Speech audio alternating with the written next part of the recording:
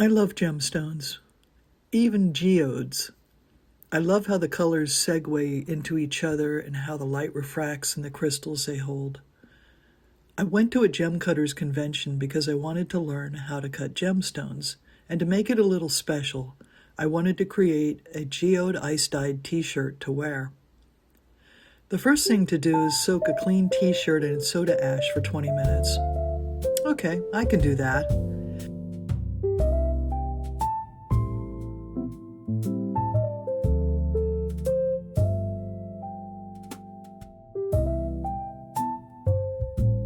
You have to make sure the soda ash is completely dissolved in the water.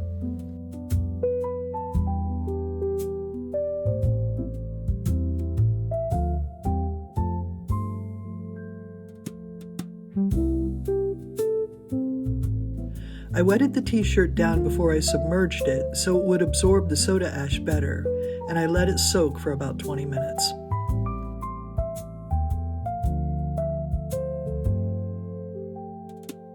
After that, I laid the t-shirt flat so I could determine where I wanted the bands of color to be.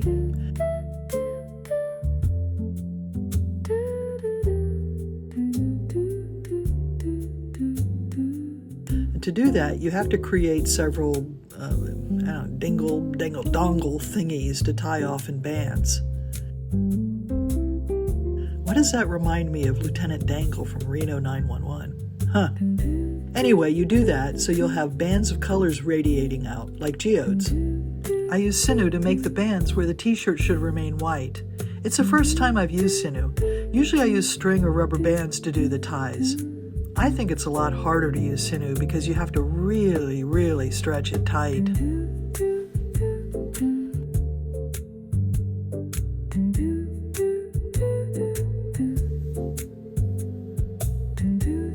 I sped this up because there's quite a lot of wrapping and stretching to be done. Each dongle needs at least 4 or 5 ties.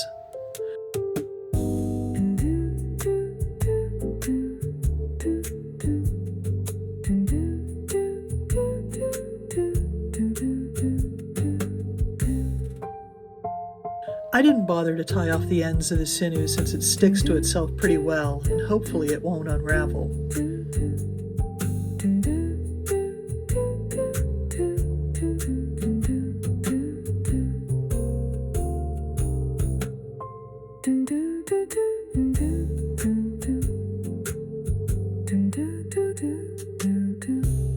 Once I made enough of those dongles in various sections of the t-shirt, I laid it out flat to see if there were more areas to cover. I just used one of those disposable aluminum roasting tins you can pick up at any grocery store, and clean cat food containers to brace a baker's rack, which is used to lay the t-shirt and ice on. Oh, I also use a piece of cardboard covered with plastic wrap to create a surround for the t-shirt, so I don't have to use as much ice. The ice stays within the surround, mostly so it doesn't fall off the sides, and I don't have to cover the entire baker's rack.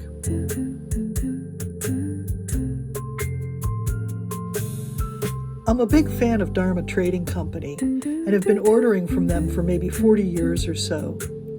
They supply fiber reactive dye, which is a cold water dye I use for tie-dyeing and ice dyeing.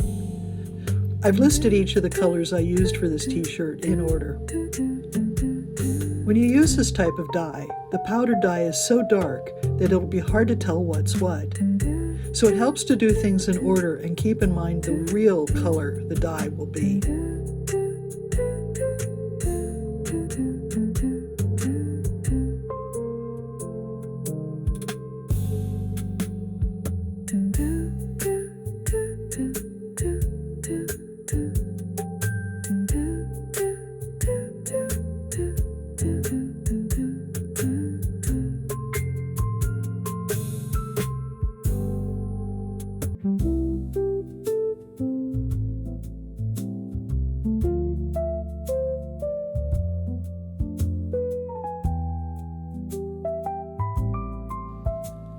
You might have noticed that I put the dye on first and then add the ice on top of that.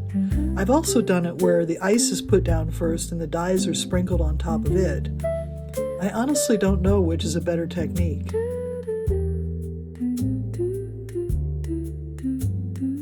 I think doing it this way will produce richer dye colors, so we'll see.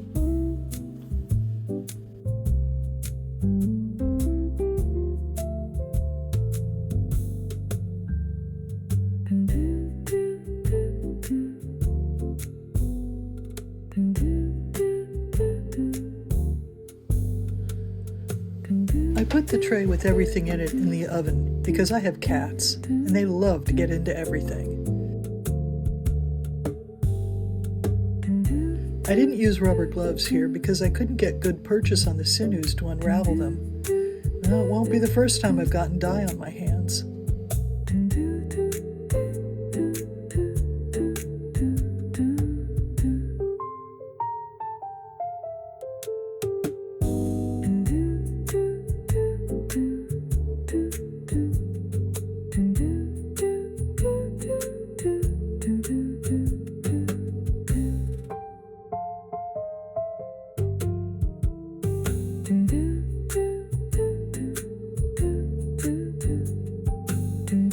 You might be surprised how long it takes to get the excess dye out of something, but that's just the way it is.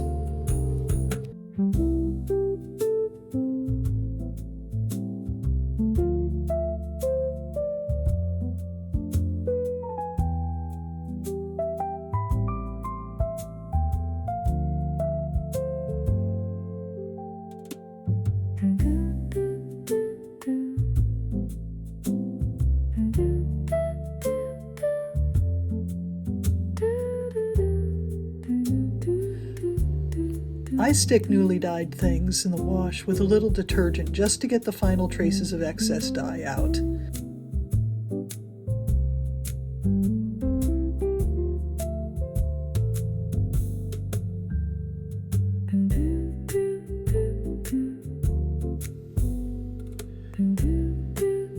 Hey, not too bad this time.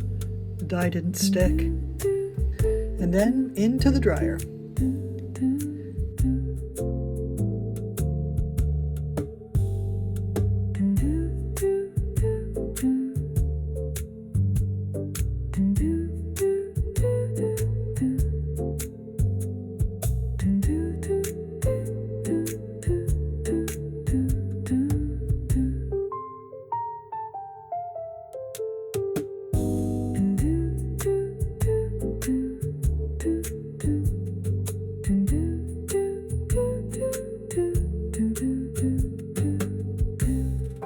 Now some pics from the gemstone cutting workshop.